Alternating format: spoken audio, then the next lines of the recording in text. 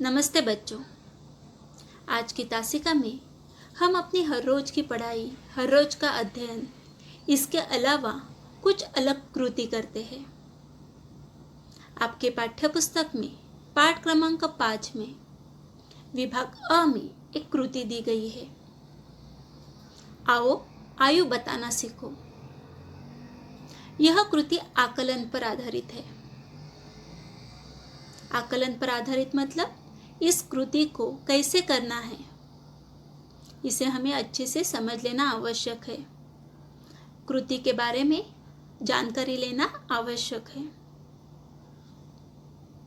तो बच्चों, इस कृति को करने से पहले इस कृति को कैसे करना है, इसके कुछ नियम दिए गए हैं। पहले हम इस नियमों के बारे में जानकारी लेते हैं। आओ आयु बताना सीखो। पहला जो नियम है, अपने मित्र को उसकी वर्तमान आयु में अगले वर्ष की आयु जोड़ने के लिए कहे। अभी अपना जो मित्र है, आप अपने मित्रों को यह कृति करने के लिए कह सकते हैं। तो अपने मित्र को उसकी जो वर्तमान की आयु है, उसमें अगले वर्ष की आयु जोड़ने के लिए कहे। मतलब आपके मित्र की आयु है 7 साल की, वर्तमान आयु 7 साल का आपका मित्र है, तो उसके अगले वर्ष की आयु कितनी होगी? 8 साल, 8 वर्ष। तो 7 वर्ष में उसके अगले वर्ष की आयु को जोड़ना है, मतलब 8 अंक को जोड़ना है। तो पहले आपके मित्र को उसकी वर्तमान आयु में अगले वर्ष की आयु को जोड़ने के लिए कहे। अभी दूसरा जो नियम है, उसे इस योगफल को, मतलब अगले वर्तमान की आयु और अगले वर्ष की आयु, इसका जो योगफल आता है, इस योगफल को 5 अंक से गुणा करने के लिए कहे। उसके बाद प्राप्त गुणफल में उसे अपने जन्म वर्ष का इकाई अंक जोड़ने के लिए कहे। क्या करना है? उसके बाद जो प्राप्त गुणफल है, उस गुणफल में अपने जन्म वर्ष का इकाई अंक जोड़ने के लिए कहे। मतलब आपके मित्र का जन्म वर्ष कौन सा है? 2007 है या 2008 है, तो उसका इकाई अंक कौन सा होगा? 7 या 8 अंक। तो जो गुणफल आता है, उस गुणफल में अपने जन्म वर्ष का जो इकाई अंक है, उसे जोड़ने के लिए कहना है। उसके बाद प्राप्त योगफल में, प्राप्त जो योगफल होगा, उसमें से आपको 5 अंक हटा देना है। क्या करना है? प्राप्त योगफल में से 5 हटा देना है, 5 अंक हटाना है। फिर 5 अंक हटाने के बाद जो संख्या प्राप्त होगी, उसकी बाईं ओर के 2 अंक तुम्हारे मित्र की आयु है। 5 अंक हटाने के बाद जो संख्या प्राप्त होगी, उसकी बाईं ओर के 2 अंक तुम्हारे मित्र की आयु है। फिर से एक बार हम इस सूत्र को देखते हैं। 1. अपने मित्र को उसकी वर्तमान आयु में अगले वर्ष की आयु जोड़ने के लिए कहे। जो आपके मित्र की वर्तमान आयु है, उसी आयु में अगले वर्ष की जो आयु है, उसे जोड़ना है। उसके बाद जो योगफल आएगा, मतलब वर्तमान आयु और अगले वर्ष की आयु को जोड़ने के बाद जो योगफल आता है, उस योगफल को 5 अंक से गुणा करना है। क्या करना है? 5 अंक से गुणा करने के लिए कहना है। फिर जो प्राप्त गुणफल आता है, उस गुणफल में अपने मित्र का जो जन्म वर्ष है, उस जन्म वर्ष का इकाई अंक जोड़ने के लिए कहे। मतलब समझो, आपके मित्र का जन्म वर्ष है 2008, तो जो गुणफल आया है उस गुणफल में 2008 का इकाई अंक कौन सा है? 8। तो इस अंक को जोड़ना है। उसके बाद जो प्राप्त योगफल है उस योगफल में से 5 हटा दे। मतलब जो प्राप्त योगफल आया है उसी में से 5 अंक हटाना है। और 5 अंक हटाने के बाद जो संख्या प्राप्त होगी उसकी बाईं ओर के 2 अंक तुम्हारे मित्र की आयु है। जो संख्या प्राप्त होती है ना, उसकी बाईं ओर के 2 अंक तुम्हारे मित्र की आयु है। अभी इसी सूत्र को हम उदाहरण से समझ लेते हैं। मान लो तुम्हारे मित्र की आयु 10 वर्ष है और उसका जन्म वर्ष कौन सा है? 2004। अभी हमें क्या करना है? तो मित्र की वर्तमान आयु कौन सी है? 10 वर्ष। और उसकी अगले वर्ष की आयु कौन सी होगी फिर? 11। तो 10 अंक में हमें 11 अंक जोड़ना है। तो कितना योगफल आ गया? 21।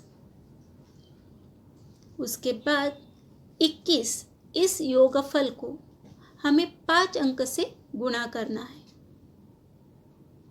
और 5 अंक से गुणा करने के बाद कौन सा योगफल आता है? 105। 105 यह हमारा गुणफल है। फिर उस गुणफल में हमें जन्म वर्ष, मित्र का जन्म वर्ष कौन सा है? 2004। तो 2004 का जो इकाई अंक है, कौन सा इकाई अंक फिर? 4। तो 105 में हमें 4 अंक जोड़ना है। तो कितना हो गया? 109। अभी जो 109 यह प्राप्त गुणफल है, उसी में से हमें 5 अंक हटाना है, 5 अंक कम करना है। तो कौन सी संख्या मिलती है हमें? 104। अभी 104 की बाईं ओर के 2 अंक कौन से है? 1 और 0, अर्थात 10। और यह 10 वर्ष तुम्हारे मित्र की आयु है। फिर से एक बार हम इस सूत्र को समझते हैं। मान लो तुम्हारे मित्र की आयु कितनी है? 10 वर्ष। और उसका जन्म वर्ष कौन सा है? 2004। अभी पहले आपको क्या करना है? तो मित्र का जो वर्तमान आयु है 10 उसे लिखना है। उसी में हमें कौन सा अंक जोड़ना है? तो आपके मित्र की अगले वर्ष की आयु तो कितनी होगी? 11। तो 10 और 11 मिलकर कितने हो गए? 21। अभी जो 21 यह गुणफल प्राप्त हुआ है उसी को हमें 5 अंक से गुणा करना है। तो कितना हो गया? 105। यह जो गुणफल प्राप्त होता है उसी में जो जन्म वर्ष है 2004 उसका जो इकाई अंक है तो कौन सा आएगा इकाई अंक? 4। तो 105 में हमें 4 अंक जोड़ना है, मिलाना है। तो कितना हो गया? 109। अभी जो गुणफल प्राप्त हो गया है 109, उसी संख्या में से हमें 5 अंक हटाना है, 5 अंक कम करना है। तो कितना हो गया? 104। तो 104 की बाईं ओर के 2 अंक अर्थात 10 वर्ष तुम्हारे मित्र की आयु है। तो बच्चों, इसी आधार पर अपने परिजनों, परिचितों या अन्य मित्रों को उनकी आयु बताकर आप आश्चर्यचकित कर सकते हो। पहले आप इस कृति को करके देखिए। अभी बच्चों, हमें और एक कृति करनी है, लेकिन इस कृति की शुरुआत करने से पहले इस कृति के संबंध में हम कुछ जानकारी लेते हैं। हमारे भारत देश में विविधता में एकता दिखाई देती है। हमारे भारत में जो अलग अलग राज्य है, हर एक राज्य की भाषा, वहाँ की संस्कृति, वहाँ का पोशाक, वहाँ के त्योहार, इतना ही नहीं तो खाद्य संस्कृति भी अलग अलग है। जैसे आपके सामने एक चित्र है। इस चित्र में जो पहला चित्र है उसमें कुछ मिठाई दिखाई दे रही है और यह मिठाई बंगाल राज्य की प्रसिद्ध है, जिसे हम बंगाली स्वीट्स कहते हैं। अभी गुजरात की भी खाद्य संस्कृति प्रसिद्ध है, जैसे खमण, जलेबी, फाफड़ा, ठेपला आदि।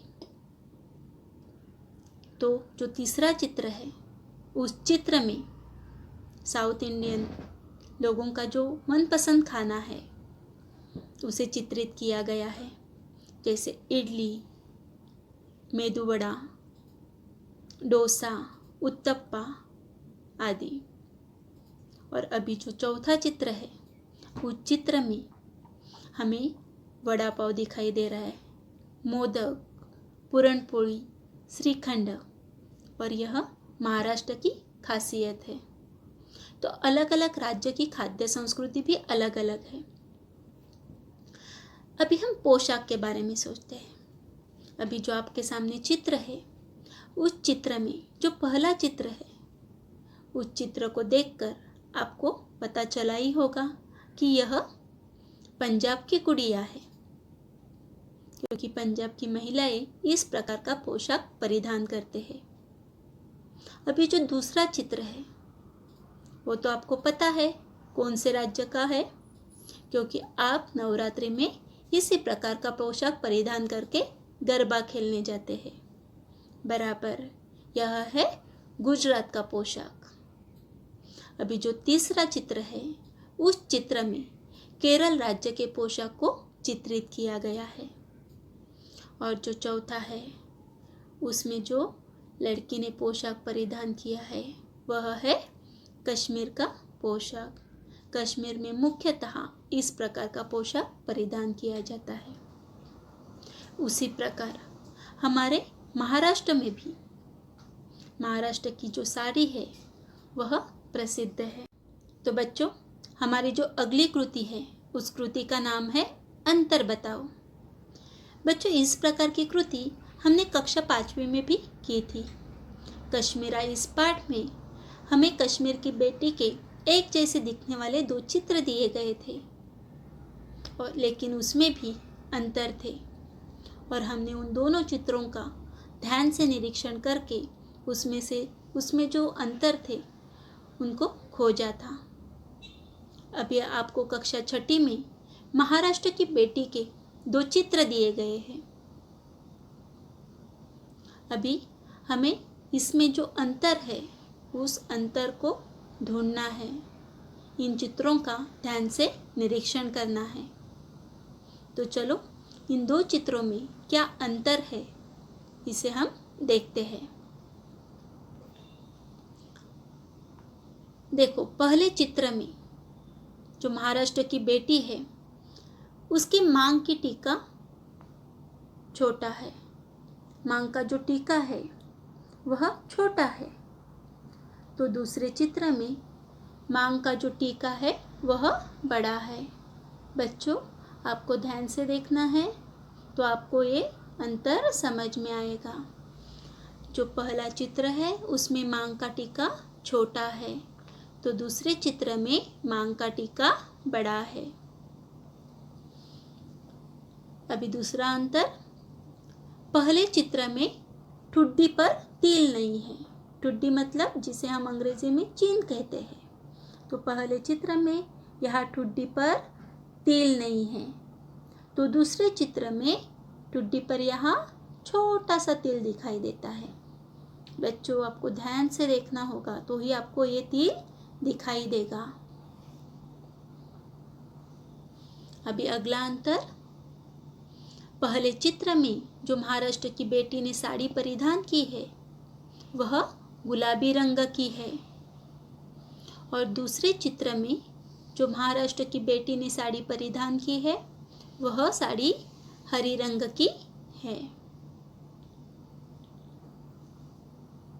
अभी अगला अंतर, पहले चित्र में जो शाल है उस शाल का रंग कौन सा है? लाल है। देखो बच्चों, शाल का रंग लाल है। तो दूसरे चित्र में शाल का रंग बैंगनी है। दिखाई दिया बच्चों? इस प्रकार इस चित्र में भी हमें अंतर दिखाई दे रहा है। अभी जो पहला चित्र है उसमें साड़ी के सामने 4 स्टार बने हुए हैं। ये देखो, यहाँ पे सिर्फ 4 स्टार बने हुए हैं साड़ी के सामने।